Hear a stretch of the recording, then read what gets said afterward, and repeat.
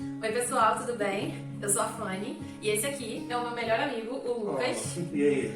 E hoje a gente veio aqui trazer um tema pra vocês muito importante. A gente já tá enrolando há muito tempo pra falar sobre esse tema, que é intolerância religiosa. Lucas, fala pra gente um pouquinho de qual religião você veio, qual foi a sua trajetória, né, no meio disso tudo, por onde você passou até chegar onde você tá e como você tá feliz hoje aonde você chegou. Steph, eu acho muito bacana você me trazer esse tema, né? Além da nossa amizade de muito tempo, né? Mas devido à minha religião, né? Eu sou candomblessista, pratico de uma fraternidade aqui de Nova Friburgo, mas para chegar durante, né, para poder me expressar como eu sou hoje, poder dizer que eu sou como eu digo hoje, eu passei por muito preconceito, passei por muita dificuldade religiosa e foi um caminho realmente bem árduo, né? Foi um caminho bem difícil. As pessoas não veem, mas o preconceito religioso ainda é muito grande, especialmente aqui no Brasil, dentro das religiões afro-brasileiras. Ainda mais quando se trata do candomblé em questão, as pessoas não entendem, sempre riem, tiram sarro, e em alguns casos mais extremos acontecem coisas absurdas. Você já sofreu algum tipo de coisa absurda, por exemplo? Porque assim, eu como LGBT, eu nunca me vi em situações de perigo, apesar de já ter lido, ouvido falar de pessoas agredidas, estupradas até, mas comigo eu nunca passei por isso, não por ser LGBT.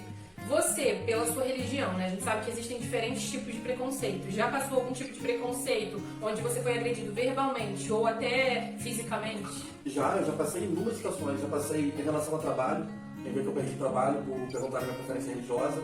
E mesmo na época eu não falar diretamente ao candomblé, eu sempre deixei claro a minha presença a respeito da espiritualidade, minha crença mais voltada ao kardecismo, ao espiritismo em geral. Já passei dentro de garotas, né? Que uma vez eu não consegui namorar uma menina que eu ficava, na época a gente era jovem, né? Porque os pais delas não queriam que ela namorasse um macumbeiro, né? Falando uma expressão mais chula. E num nível mais alto, né? Uma vez eu passei por uma vez me tacaram pedra. O pessoal que saía de um evento no show, eu acho que uma vez que eu contei isso ali no Country Club ali, né? O pessoal que saía do country. E o nosso terreiro era do lado, né? O Country Club é um local de festa aqui na cidade, você pode ver também. É um clube, é um campo, é um lugar bem bonito para visitação, inclusive. E aí o terreiro era do lado, O terreiro né? onde eu frequentava na época era logo ali do lado e houve realmente o pessoal queria até botar fogo, aquela coisa toda, mas aí a gente contra-reverteu a situação da melhor maneira que podíamos na época. Mas é muito complicado. Eu consegui sobrepor a isso, eu consigo me virar a isso hoje, ouvir alguém fazendo uma gracinha, já logo cortar, falar firme, mas muitas pessoas não conseguem, fragmenta e é doloroso, é muito complicado. Pra você ver, o extremo em que chegou, né? Queriam tacar fogo no lugar de adoração dele. Eu acho que se fosse o contrário, você que tá assistindo, vamos supor que você seja católico, né? A maioria daqui do Brasil tem essa religião que é bem tradicional e tal, eu sou católico. Se alguém entrasse dentro da sua missa dizendo que vai tacar fogo e não sei o que, você gostaria? Você acha que você ia levar isso como numa boa? Você acha que a pessoa teria esse direito de fazer isso? Eu acho que não, né? É da mesma forma com qualquer religião afro-brasileira que não tem nenhum tipo de respeito. Quem é dessa religião conhece a cultura, conhece tudo, e aí, o respeito é surreal do pessoal de lá de dentro. Não só como o pessoal de lá de dentro, mas como eu vejo também o pessoal de lá de dentro tendo respeito com as outras pessoas, fazendo caridade, etc, né, Lucas? Eu vejo também vocês fazendo muito bem para os outros. Já sabe que isso é muito comum nas nossas religiões fazermos utilizar para o progresso próprio a caridade, tanto por empatia pelos outros, quanto também por você poder se evoluir pessoalmente. É um pouco mais comum você ver isso na linha da Umbanda do que no Candomblé em questão, mas ainda assim você vê muito dentro do terreiro a questão da caridade, tanto para os irmãos, quanto para quem não é da associação, para quem não é da crença. E eu acho isso muito, muito bonito, muito justo. E eu acho que também esse tipo de coisa eu não vejo acontecer em outras religiões que se dizem cristãs, né? A gente conhece o Cristo, eu acredito no Cristo, mesmo o Lucas sendo de religiões afro-brasileiras, né? Mais especificadamente candomblé, mas ele já foi umbandista, ele já foi kardecista, ele já foi Rosa Cruz, ele já foi de bastante religiões espiritualistas. E hoje ele se identifica como candomblessista. Mas mesmo ele sendo candomblessista, ele também acredita no Cristo, né? Ele também acredita que Cristo esteve na Terra, que foi uma entidade sobrenatural, né? Surreal de amor, de empatia, de compaixão, assim como eu também acredito. E eu vejo muitas religiões que têm ele como centro, né, do universo, centro das suas atitudes, não fazendo o que ele pregou. Porque qual foi o principal mandamento? Amar o próximo como a ti mesmo. Primeiro foi amar a Deus sobre todas as coisas e depois amar o próximo como a ti mesmo. E eu não vejo essas religiões praticando isso. Quando praticam por um número seletivo de pessoas somente ali da sua igreja. Ah, eu vou ajudar, mas eu vou ajudar as pessoas da minha igreja. Das outras igrejas eu não tô nem aí. E isso que eu vejo muito na religião religião do Lucas, eu acho muito legal, porque ele, até nessa catástrofe toda da pandemia e tal, ele saiu por aí entregando cestas básicas e ele não saiu perguntando qual era a sua religião para você receber ou não. Conta um pouquinho pra gente como é que foi essa seletividade, se houve seletividade e tal, essa arrecadação. Dentro do terreiro do Tatá Guarumbi, de Friburgo, Pai Pedro de Angola, nós arrecadamos alguns alimentos, alguns dos próprios filhos da casa deram, outros foram arrecadados de outras pessoas, para conseguirmos depois criar algumas cestas e entregamos em alguns lugares, focando em alguns lugares geograficamente aqui da cidade que já passam por maior dificuldade. Já que devido a essa pandemia não tem como você saber quem vai pegar e quem não vai, mas a gente sabe que uma pessoa mais pobre é sempre muito mais difícil. Então focamos para alguns lugares um pouco mais complicados, morros, alguns lugares mais difíceis.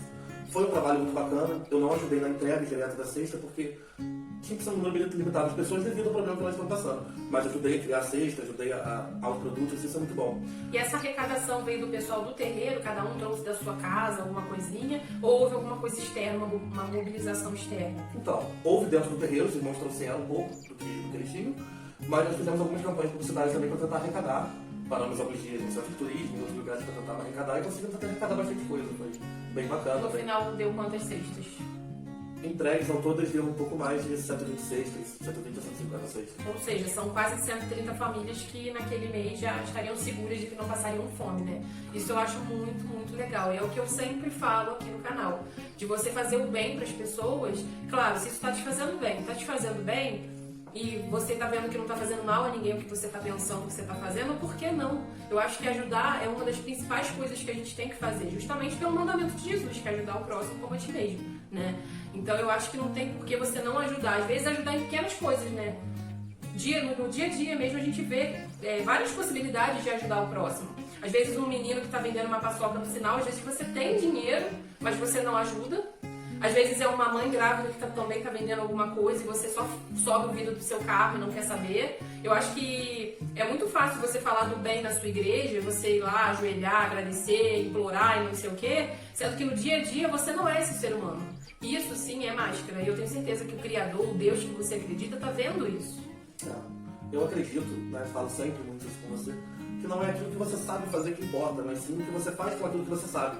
Eu reconheci muito esse pensamento quando eu conheci a Casa São Vicente de Paulo, conhecido como Carlos Pobres aqui no Friburgo, que eu queria ir lá para ajudar, sendo que eu não tenho meu conhecimento na área de enfermagem, de primeiros socorros, não tinha conhecimento real para poder ajudar aqueles idosos, as crianças que na época frequentavam o local.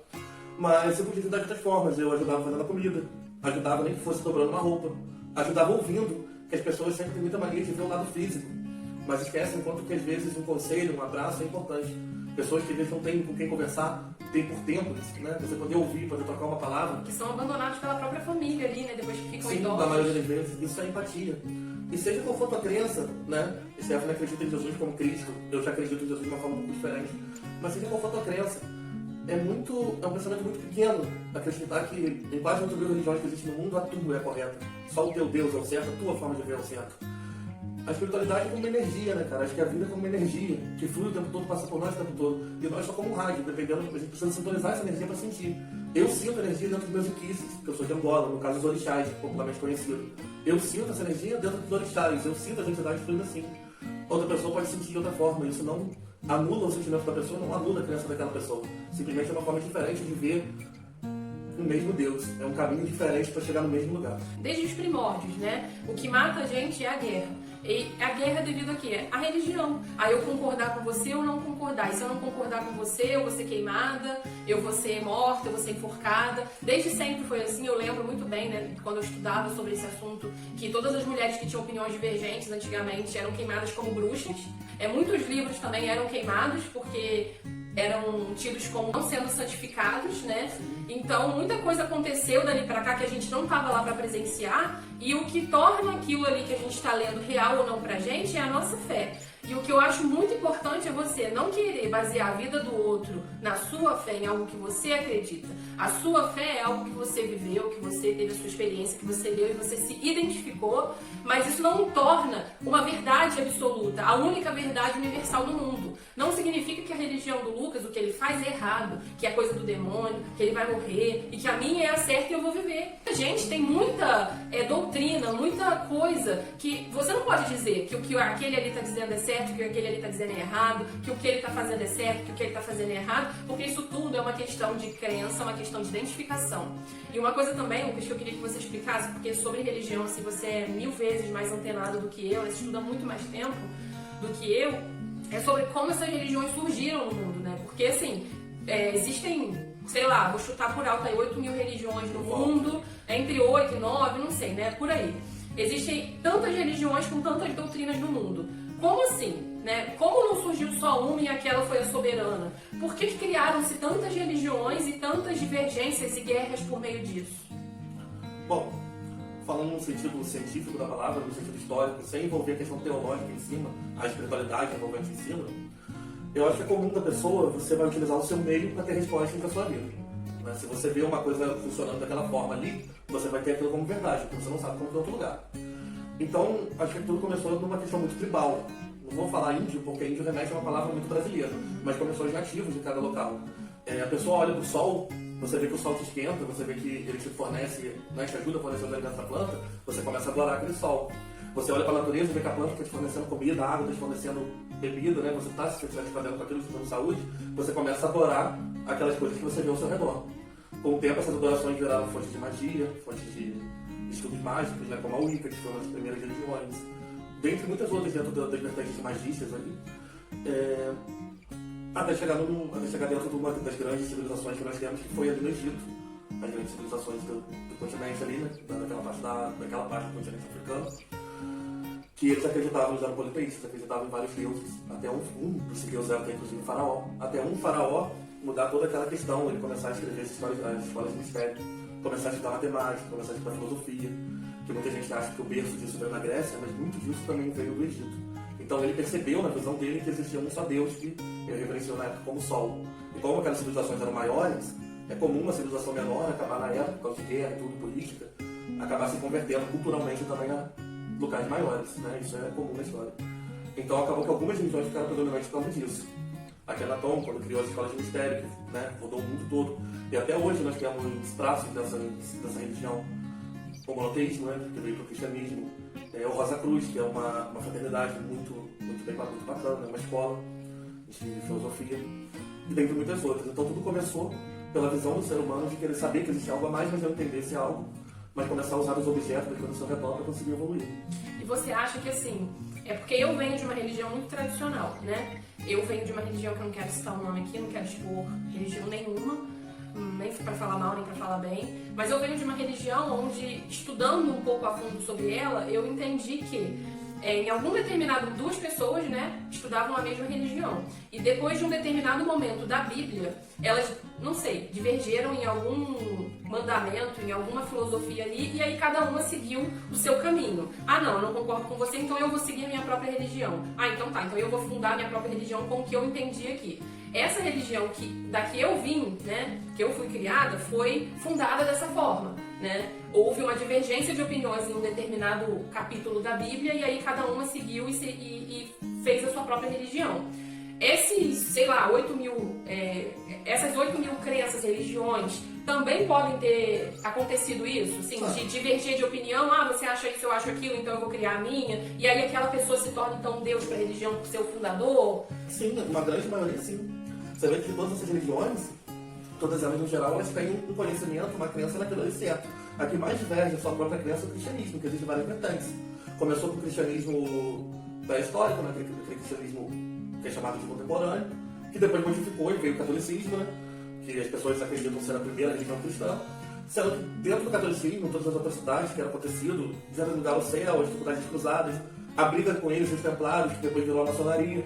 E a gente sabe também que no começo, né, a gente não está aqui para falar mal do catolicismo de forma alguma, a gente só está aqui trazendo fatos históricos. A gente sabe que, né, existia uma pirâmide e que quem estava sempre no centro da pirâmide era o clero. Né? Era eles quem ditavam quem ia ser o rico, quem ia ser o pobre, quem ia comer bem, quem não ia, quem ia trabalhar a troco de migalhas e quem não ia. Então a gente sabe muito bem que a igreja é quem determinava quem se dava bem e quem se dava mal. É um pouco disso nós vemos até hoje, né? Um pouco disso nós vemos infelizmente até hoje.